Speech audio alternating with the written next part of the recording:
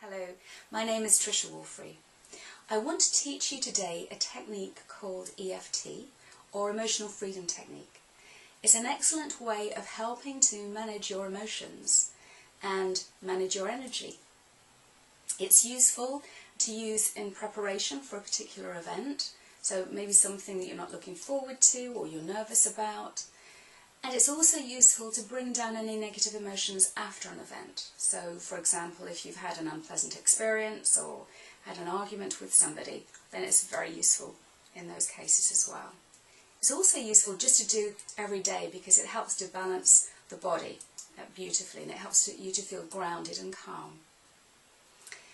There are some important aspects of it. First of all, what we're working on is the meridian channels of the body. These are energy channels which are invisible to the naked eye that run from the top of the head right down to the tips of the toes. And what we're going to be doing is stimulating those energy channels in the body by tapping. So I'm going to show you those points, and the first one is the karate chop, which is right here. So we're just going to be tapping each of the points. Then there's the crown of the head, the beginning of your eyebrows. You want to put two fingers right on the beginning of your eyebrow there, side of your eye, under your nose, under your mouth, your chest and your collarbones at the same time, under the arm, and back to the beginning.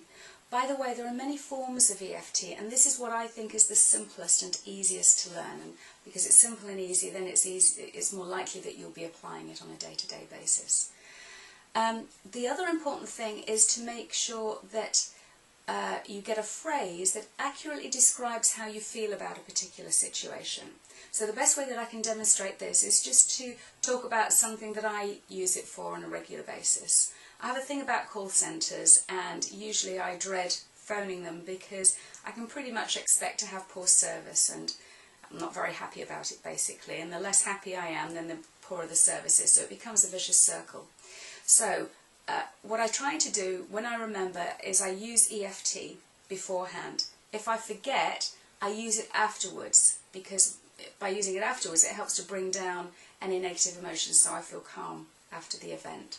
But it's much better to use it beforehand. It's just that sometimes I forget. If I have to make a quick call, I might forget to use it.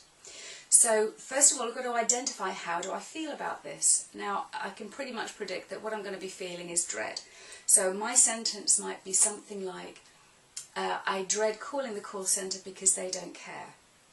Now I'm sure that people who work on call centres do care about their jobs. It's just that my experience of them is it's as though they don't care. So I have to to say what I feel rather than what is right or what a court of law might agree with. It's just how you feel. When you use a phrase that accurately describes how you feel, that's when you really get the best results. And even if you want to swear in this, by the way, you can. If that's how you feel about something, then put that in there and you'll get really good results, although you don't have to swear, obviously. So I'm going to demonstrate it to you with the call centre example so that you can see it in motion. Before I start, I want to think about how much am I dreading calling the call centre, and typically it will be 8 out of 10 dreading. Okay, so then I will start, and I will sit my sentence, which is called the declaration phrase, into a much bigger phrase. It's not a much bigger phrase, a slightly bigger phrase, and I'll show you now. So, even though I'm dreading calling the call centre because they don't care, I fully and completely accept myself without judgment. Even though I dread calling the call centre because they don't care, I fully and completely accept myself without judgment. Even though I dread calling the call centre because they don't care, I fully and completely accept myself without judgment. That's what we call the setup. So you see I put it into a bigger sentence there and repeated that 3 times. Now I'll go to the other parts of the body with just the declaration phrase. So, I'm dreading calling the call centre because they don't care. I'm dreading calling the call centre because they don't care. I'm dreading calling the call centre because they don't care. I'm dreading calling the call centre because they don't care. I'm dreading calling the call centre because they don't care. I'm dreading calling the call centre because they don't care. I'm dreading calling the call centre because they don't care. I'm dreading calling the call centre because they don't care. I'm dreading calling the call centre because they don't care.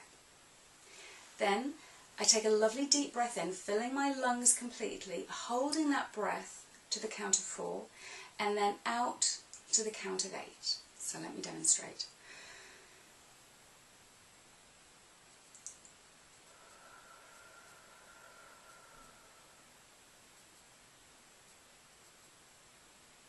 And then gently I open my eyes and I think, right, now, out of 10, how much am I dreading calling the call centre? And typically for me, it will come right down to a 1 or a 2, just in one round.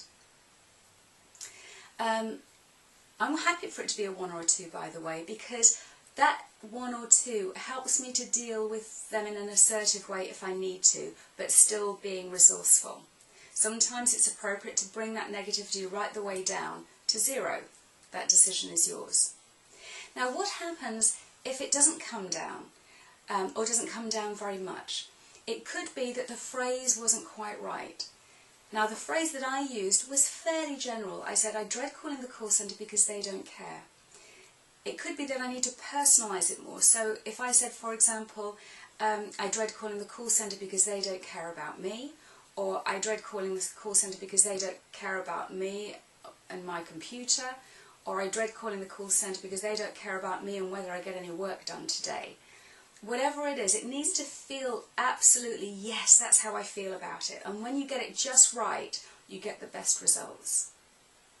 The other thing is that it may be that you have layers of the problem that you need to deal with. So, for example, using my phrase, it may be that what is in my head as I'm doing it is that it reminds me of that time last month when I was not able to work for a whole day because of the poor service that I got. So then I would tap on that. Or it may be that it reminds me that I don't think people care. I do think people care, by the way, but that might be a layer that I would work on. So it's important to work through the layers of the problem. As I said, there are different types of EFT, some that are longer and more complicated. It could be that your condition or problem is such that it needs a longer version, in which case you probably need to see a trainer to learn how to do it, or perhaps there's another video out there that has the full system. But it is longer and more convoluted. Or it could be that you need to see a professional because the issue is deep-seated and you need some professional help on it. But generally, 95 times out of 100, this is useful for people in their everyday life, on everyday problems. What else can I tell you? I think that's it. So as I said, before the event, you can use it before an event to help to prepare. You can use it after an event if you've been distressed by it in any way.